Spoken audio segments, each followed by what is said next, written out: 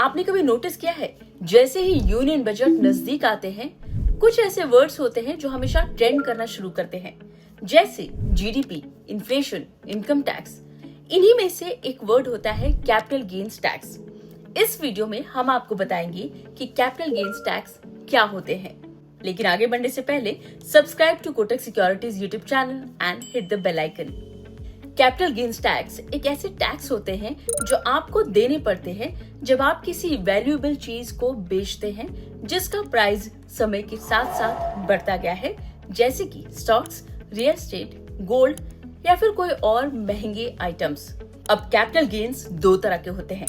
Short term capital gains, जब आप किसी प्रॉफिटेबल स्टॉक को बेचते हैं और वहां से आपको प्रॉफिट मिलता है with in a year. And long term capital gains, जहां आप किसी स्टॉक को सेल करते हैं एक साल तक या उससे ज्यादा समय तक अपने पोर्टफोलियो में रखने की बात।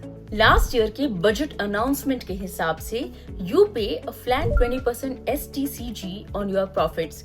मतलब अगर आपने कोई स्टॉक को विद इन ईयर सेल कर दिया है और आपका प्रॉफिट यहाँ 1 लाख रुपीज का है, then you pay 20,000 rupees as STCG tax.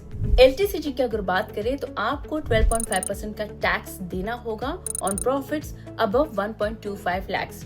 इसे ऐसे समझते हैं, अगर आपका प्रॉफिट 1.25 लाख्स या उससे नीचे है, then you do not have to pay any tax.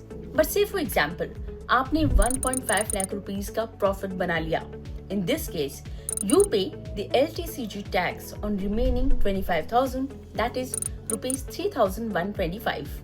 अब यहाँ अच्छी बात यह है कि गवर्नमेंट प्रॉफिट होने पर टैक्स तो लगाती है, लेकिन अगर लॉस हुआ तो आपको रिलीफ भी मिलता है। कैसे? चलिए बताते हैं। आपको लॉस मेकिंग स्टॉक्स पे कोई टैक्स नहीं देना पड़ता है। इनके अलावा you have the option to pay lesser capital gains tax on sale of profitable stocks. For example, imagine you made 1 lakh rupees in short-term capital gains.